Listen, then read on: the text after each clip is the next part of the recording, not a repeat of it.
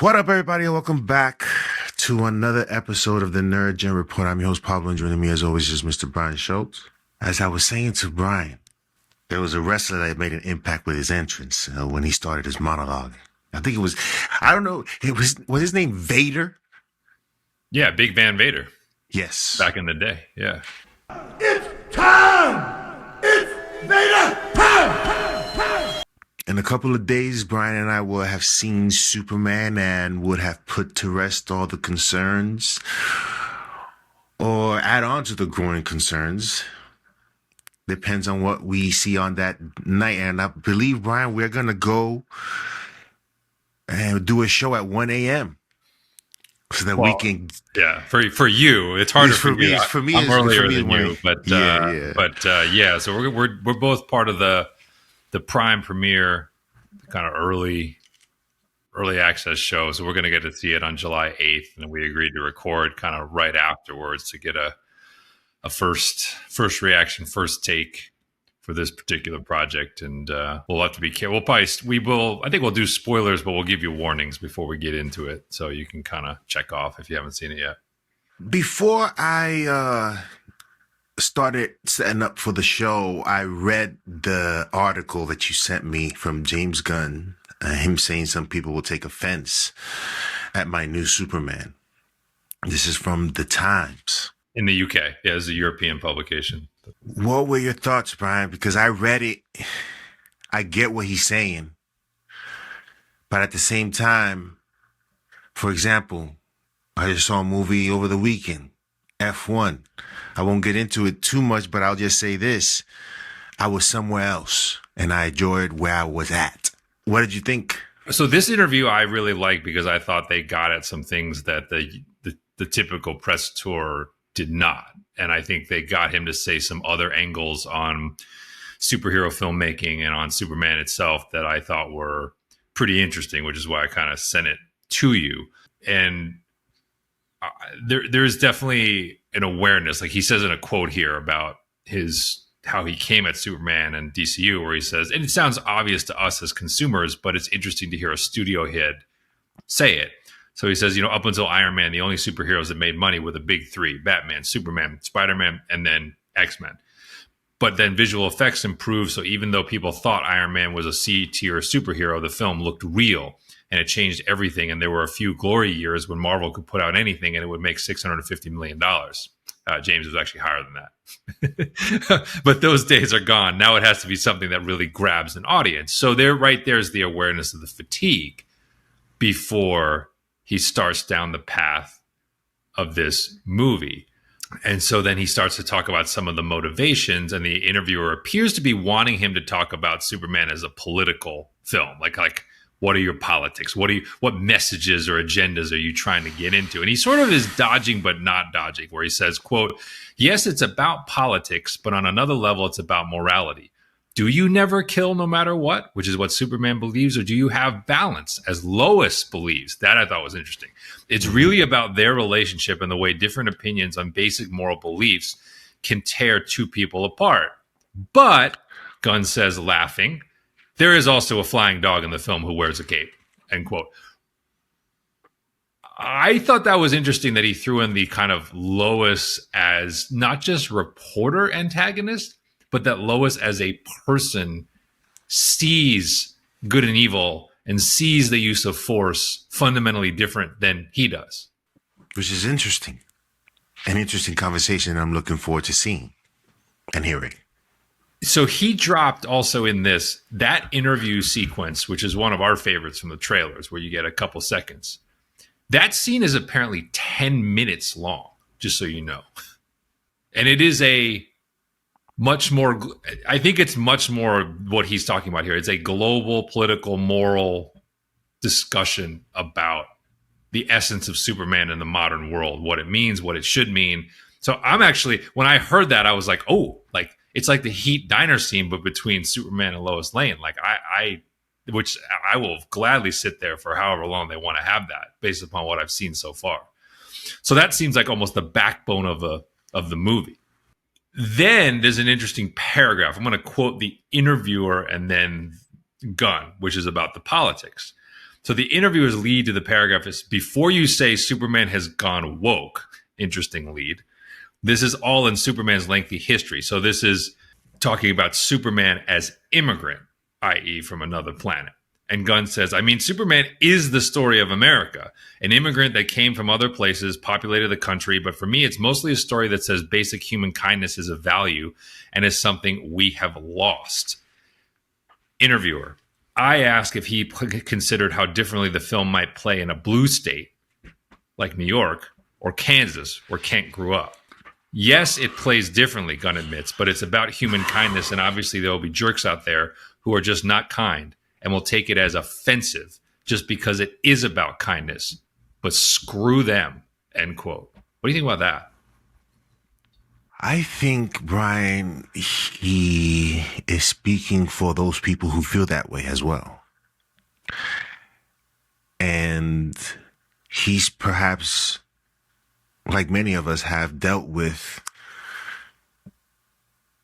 people or have seen people with a certain, I guess, perspective on how to approach situations between human beings, and one having to feel that they have or need the power to, or have that sense of power over people.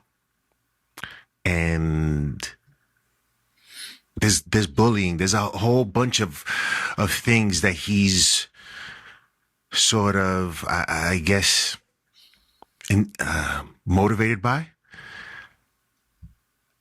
And so I think he's expressing it through this film, whom, listen, I'm all for the kindness piece of it because of who Superman is. I really am. Well, yeah. I mean, I think I don't know. I mean, I think, well, that will depend on how his personal absorption of that resonates with you, I guess. Because I think in some ways you want it to be personal because you want it to be emotional, right? You want this to be human and accessible, even though this character is obviously in some ways fundamentally inaccessible because of his powers and, you know, his appearance and all that sort of stuff. So then he gets into something which I think is very meta. I think he's talking about what happened to him, because the article seems to point in this direction with him getting fired from Marvel. I think he's also talking a little bit about the Snyderverse crowd in Definitely. the next comment here, because he's going to say something and you'll see where I'm going with this. This is Gunn talking, quote, I'm telling a story about a guy who's uniquely good. And that feels needed now because there is a meanness that has emerged due to cultural figures being mean online. Yes. And I include myself in this. It is ad infinitum. Millions of people having tantrums online. How are we supposed to get anywhere as a culture? We don't know what's real, and that is a difficult place for the human brain to be. If I could press a button and make the internet disappear, I'd consider it. And no, I don't make films to change the world, but if a few people could be a bit nicer after this, it would make me happy, end quote. So I think he's saying it is personal, but he's definitely calling out a certain segment of the audience or the would-be audience for this film. As a filmmaker, there are things that inspire you personally in order for you to create this work of art that you want to create and show people. But again, we're living in this sort of reality. I go to the movies to escape. And like you said, with regards to Daredevil and who Kingpin was, I just don't know if I want the realism of the current state of the world in a movie where I want to sort of escape from it and still come out with that sense of hope. I mean, the first Superman does that. You know, it's not a global thing, even though Superman is considered sort of to be internationally based on the article and the polls that they conducted. Mm-hmm. But it was Lex's scheme. It was, you know what I'm saying? It was more between them and him avoiding the catastrophe that could occur, right? Based on somebody's ambition. it's tough, I guess, Brian, because I was actually thinking about this article when I was reading it, and it's a tough thing to do to separate what the current state that we're in and the anxieties and the stresses that people are feeling and all that.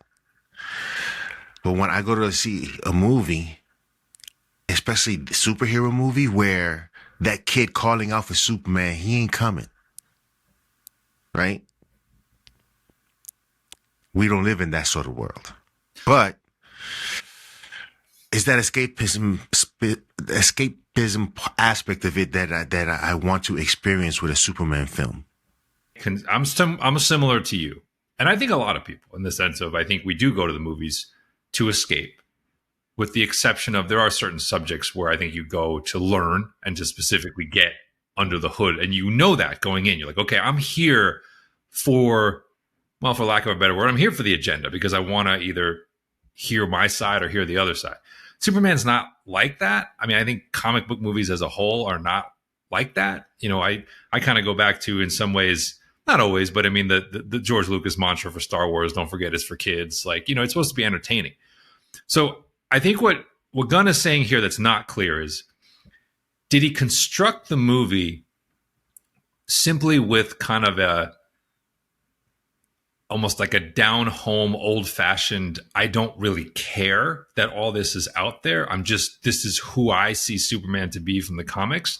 This is the Superman that is personal to me as a consumer of the comics. And I'm just going to put that out there, and sort of let people have their way with it. Or is he saying, I built the movie specifically to address and counteract some of these narratives that he's talking about? I think if it's the former, I think most of us will probably enjoy the movie more. If it's the latter, like if it feels very overt that he's like combating these forces online or forces, I think it'll get a little preachy. So I think that we'll see how that turns out. But I do think it speaks to one thing that we've been saying all along. And yeah, you bringing up the Donner Superman is interesting. Is it possible for a Superman movie to be universally lauded and loved the way, say, like a Top Gun Maverick was when it came out? See, I don't know. That's where I think Gunn is actually hinting at something that I wonder about, which is, and even like Iron Man 1, which was generally, generally people loved it. Avengers 1, like, and Donner, like if they released Donner Superman now, I think don't you think a lot of people would tear down Christopher Reeve as sort of like, oh, you're showing your privilege. You're showing your super jingoist Americanism without any like awareness of all, like, again, Donner probably wouldn't make the same movie today that he made in 1978, but I'm just drawing the point of the Superman character and its ethos and its values. I think Gunn is pointing to the fact that basically you can't please everyone with that kind of character anymore. And therefore, can you make a Superman movie that will be 95% critics, 95% audience anymore? I wonder. Like, I do think that's a fair question. I think it's possible. It all depends on how you write it. And James Gunn has a certain way of writing. Because that scene you're talking about with the boy and the flag, it's not lost on me the color of that boy or the location of that flag, right? It's not Metropolis. Yeah. That's not America. So you have the idea of like, it is a global symbol, and there are folks out there of all persuasions who do call out to Superman as their hero. That very overtly is like, and that's an update, right? I would say the Donner version, there's no sense of global, really. I mean, in the original movie, right? It's American, right? It's Kansas, it's Metropolis. Lex is not attacking Moscow; he's attacking Hackensack in California, right? Like, so it's it's a nationalist story, I guess is what I'm saying. Whereas this one clearly is saying around the world. It's a tough thing. But writing a Superman movie that I think for me, helps you understand the task that he undertakes. You know, like when he sleeps at night and his ability to hear everything. How does he sleep at night? Knowing that you get the statistics every 10 seconds, something like every 30 seconds, you think Superman ain't hearing that? And so in which case you have to say he's ignoring them and only tackling the big stuff. Well, you're hitting on, I think, one of the things that is overlooked and interesting about Superman as a character, because on the surface, he's easily dismissed because of his power.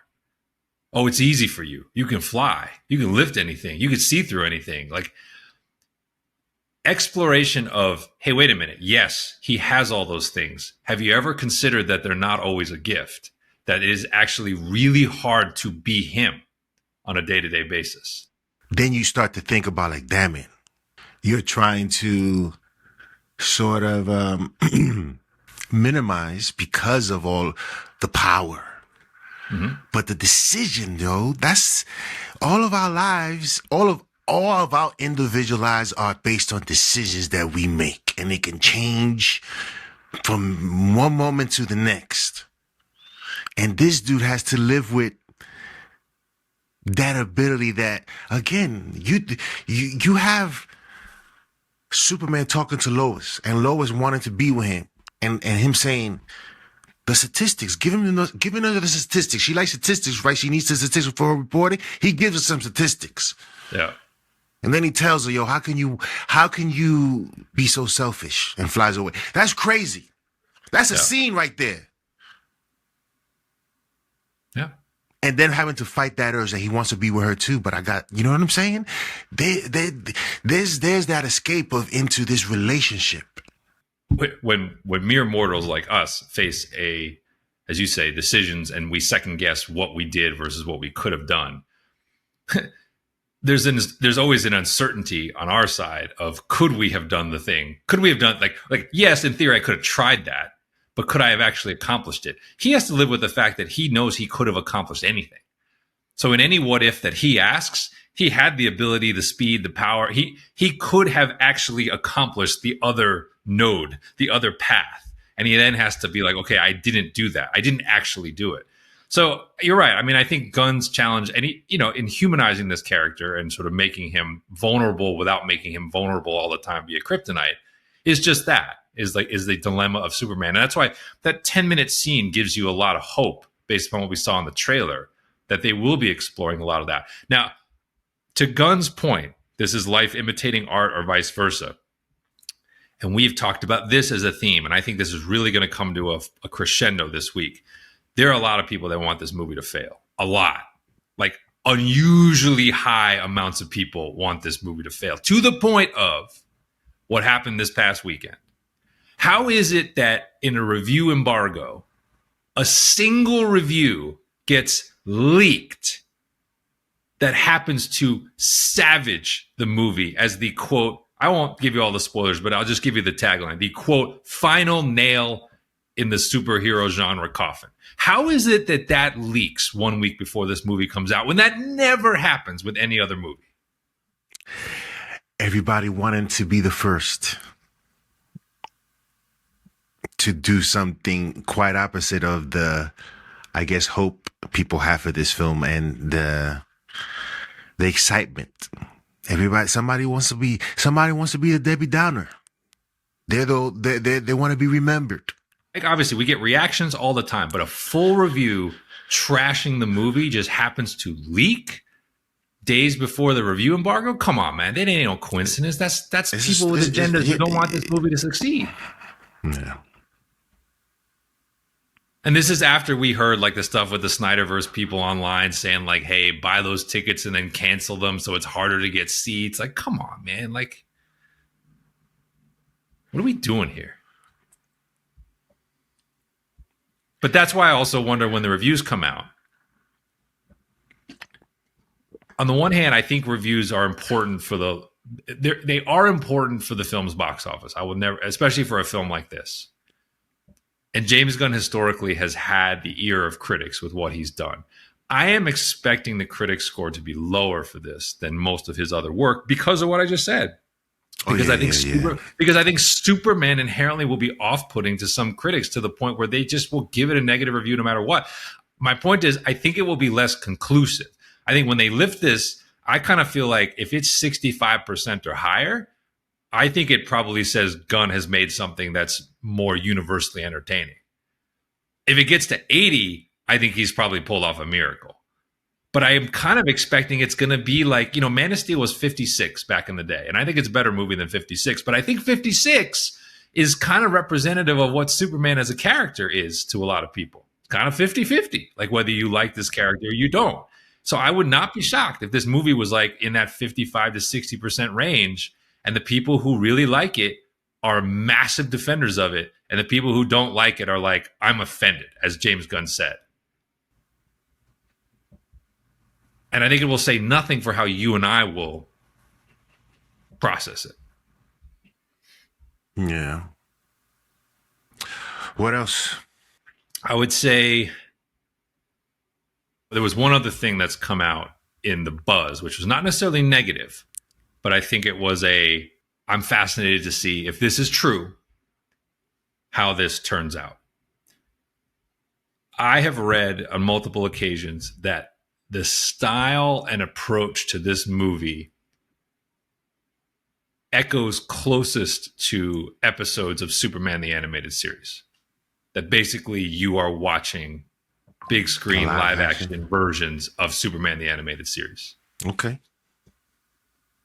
If that's true, I think you and I would consider that maybe a dream come true that someone has attempted. We talked about this with Batman as well, right? The translation of some of the great animated work, at least style-wise, into big screen. How do you think that plays globally, if that's true?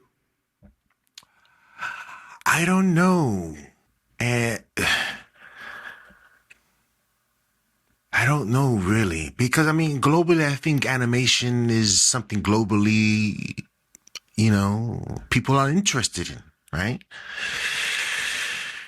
To be able to pull it off from the small screen and style to that's something curious that brings curiosity in me that I would want to see. And if he's able to pull it off with some of the shots that I've seen are beautiful.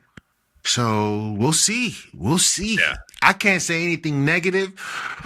And only I guess the words that I use to describe the excitement that I have for the film is they're positive in the sense of that there's hope for this to be dope. Yeah. And that's what I'm looking forward to seeing. I am not going in there thinking about what some other person said because they didn't like whatever the case may be. I just don't believe any of it until I see it myself. Yeah. I see it with a crowd because we going to the big stage, baby, IMAX. And supposedly, I think shout outs to Will, he thinks that James Gunn may show up or Cornswell, whomever. There might be some special because this is like this is the big one. Well, you'll get that because you get the Lincoln Center one. Like that's where I saw Nolan and Spielberg there for Dark Knight way back when. Yeah, you might get someone like that. They ain't gonna be at my theater, but I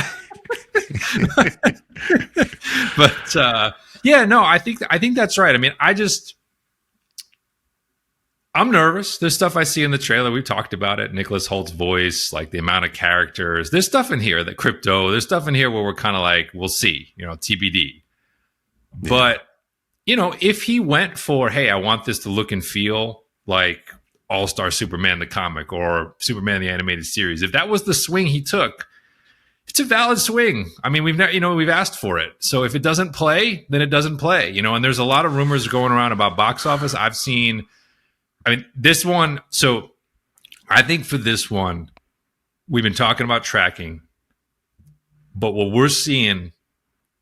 And I'm in the camp, it's going to turn out bigger than people think. But what we're seeing in this summer is tracking is always off. But tracking's been really off this summer. And I think it's because certain segments of the audience, when they're finding something they want to see, are really appearing. So the kids, as I've talked about several times, the kids are feeling like this has been a spring and summer for them. So families, younger audiences have gotten Minecraft, they've gotten Lilo and Stitch, and they have come out in force. How to Train Your Dragon, right? They have come out, and all of those movies have blown away the tracking because of families and repeat viewing from younger audiences. I think F1 went the other way. F1 was a very adult, that's a grown-ups escape movie, blockbuster. And I think people who felt in particular let down by Mission Impossible got their Jones with F1 a month later. And so people were like, this is our movie. Kids can't go to this movie. We're going to this movie. We enjoy this movie. That's what's giving me hope for Superman, that like with the dog and the bright colors, and if it is like the animated series, the word of mouth will get out that, hey, this one is for the kids, it's for the families, but it's also good enough for the adults. Like if that word starts to go out, I think this thing will blow away the tracking. And I think you could see like a 175, a 200 US and a 400 global. I think you could see that if that's the word of mouth. If it comes out this thing is a mess, and hey, like, yeah, the dog is cool, but it looks kind of silly. Like if it starts to come out that way, then that's where you could get the sub 100. Hey, you got Smurfs coming in 2 weeks. You got Bad Guys coming in a month. Like save your kid dollars for that. Like that's the risk. So you're seeing people that are like, hey, this thing's going below 100 US opening weekend. And I've seen 200 US opening weekend. And I actually really believe for this movie, like both of those are probably possible depending on exactly how the buzz, once we get to Tuesday in particular, shakes out. But I'm in the camp of over because it does feel like families have been looking for excuses to go to the movies this summer. And I think they've had this one circled because of the way it's been promoted. This will not be a disappointment visually, but it has the potential of being a disappointment because of how it's written. I'm questioning James Gunn's. Yeah, you can write 1,000,000 words a minute. I don't care. Where is the thing that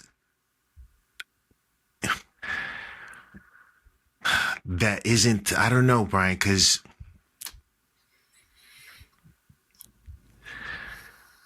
a lot of James Gunn stuff. I don't. I enjoy Guardians of the Galaxy. Mm-hmm. Except for the second one. But he's had successful hits, but I don't think none of them are perhaps in my top 10 in terms of movies and stuff like that. It's possibly not even a superhero movie. I don't know. But he has a certain style that just never resonated with me in terms of story and the dialogue. I don't know. I mean, I think you're right. There's risk with his style. There's risk to all of this. I think I know he's gone out of his way to try to tamp down fears of there's too much in this movie. It's still one of my two biggest concerns. And the irony is, it worries me in the same way that I worry about a Zack Snyder project. You know, we talk about this with Zack all the time. He's a too many ideas guy a lot of the time. Zack's not an idiot. He has plenty of imagination. He has too much imagination sometimes. I think when you watch some of his movies, you're like, man, edit, dude. Like, you don't need 27 different things. You didn't need all these things stuffed into your DC movies all at once, which is why I actually like Man of Steel most of all of the movies he did, because it is the most streamlined and it is the simplest attempt. And even that one has stuff going on where I'm like, why did we have this? So with James Gunn, when I see the trailer, it is my fear of like, you are a man with so many ideas that you looked at this as like, I've got 2 hours and I've got to, if I don't realize them in these 2 hours, I will never get the chance to do that. And if that's what this movie is, then like, it's probably not going to work because it'll probably be a mess and it'll feel disjointed. and it'll feel like we're lurching from, vignette to set piece to whatever, and we're not really letting the movie breathe. We've talked about time and time again the movies we've liked the most, and I realize when you're catering to kids, it's not quite the same. But when we talk about like Batman Begins, when we talk about Sinners, when we talk about these movies that take their time to set up their chess pieces before they give you the thing that you think you came for, right? Yeah. You think you went to Batman Begins for what? Batman. And then this movie subverts you and says, no, you really came to understand what went into Bruce Wayne building and putting on the suit. And like that pivot is done seamlessly. This movie probably can't do all of that because it wants to get this wider four quadrant type of audience. But if it gives up on that idea, I think you and I will be very disappointed. That is what I am most afraid of when I think about Superman. When I see the things that I see, which right now, I'm trying to avoid anything Superman. I see a commercial. I change the channel. Like I won't even watch it.